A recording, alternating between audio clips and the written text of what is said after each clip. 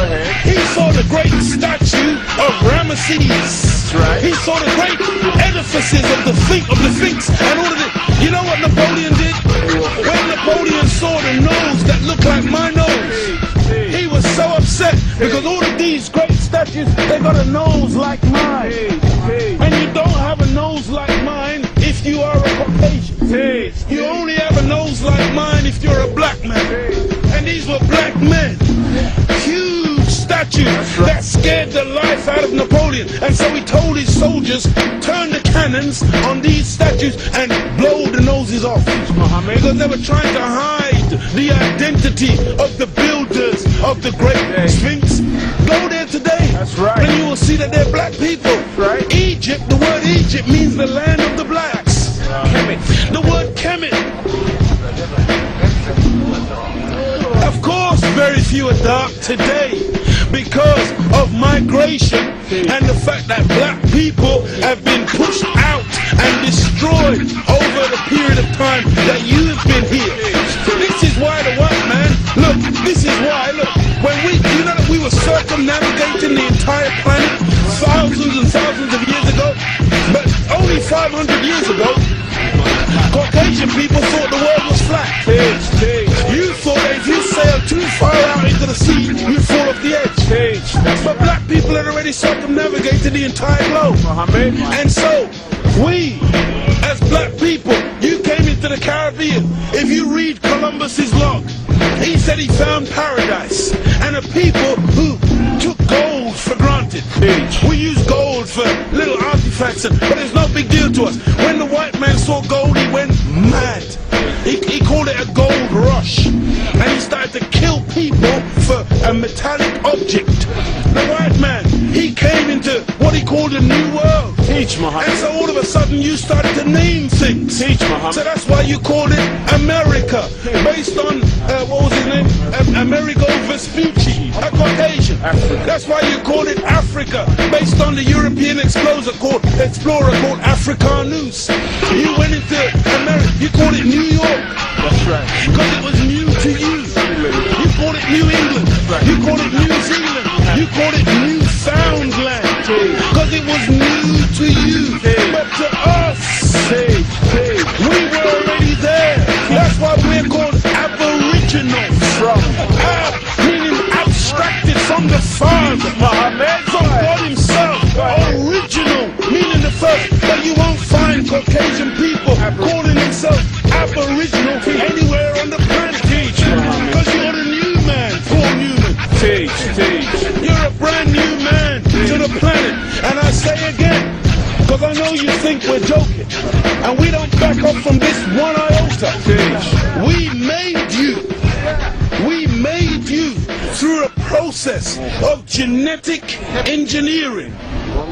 6,000 years ago, from one blood came all human beings, but we produced you from us.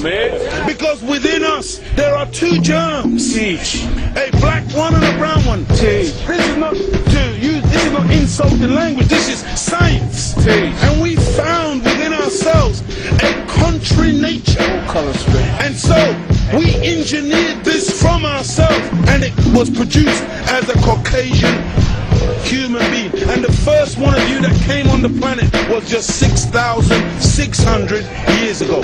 What was the point that you mentioned? Humus. Look at this. Even the word human. You've heard the term of a darker hue. Human, meaning a dark man.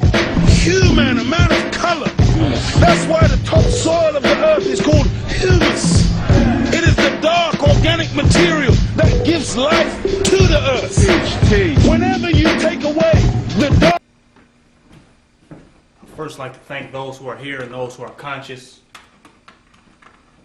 I'd like to thank those who are here and conscious for coming to this divine meeting, this divine, masterful occasion where the gods have arisen and awakened to the knowledge of their divine self.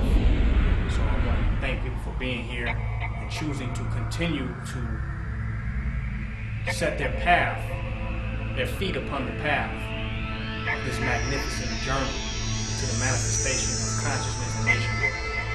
And I want to start off just talking about what we're doing here, because I've been moved to speak to it.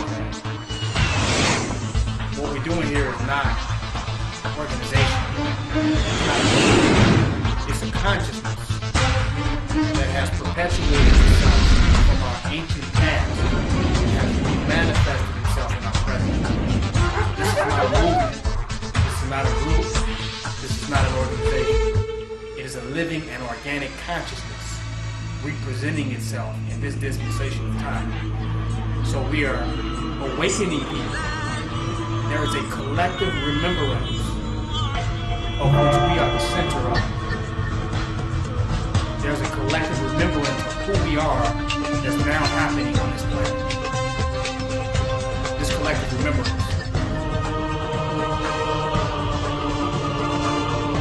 is the knowledge of who we are manifested through our DNA as living beings on the planet today. This is not an act, or we're not role-playing out of history books. We are the awakening of the divine self in this day and age. And that's what's manifesting now. So this is not simply a product of the work done by revolutionaries before us, even though that made a great contribution in setting the stage for our awakening. But our awakening in this time was meant to manifest. And we have awakened to who we are. And the security of our awakening, the basis of our awakening, is the awakening itself. Nothing else. Our awakening is secure in our state of being. It has no other insurance policy, historical, political, circumstantial, or based on any religious dogmatisms or historical reference points. Our awakened state is secured by the state of being awakened in and of itself. So that means it's self-sufficient. So in manifesting in this time, in the totality of who we are ushering in the process for all of our black people, Nubians, Moors, melanated, of any name. We're ushering their grand awakening to the knowledge of who they are. We are bringing it forward. Many have chose to step into this awakening. They've chose to wake up and not be on the side of sleep. They chose not to be a victim of another century of sleeping. They chose to no longer give anything. And they're stepping on the side of those who are awake. And they don't have the biotic or the traumatic death of those who continue to remain asleep. And those who are asleep continue to fall victim and fall prey to those who prey off of those who are sleeping. It's a fact. There is a shield of protection of divine knowledge, wisdom, and understanding that comes upon those of which we are those who choose to live, exist, and move in our awakened state. And in the realization of our awakened state, there lies our divinity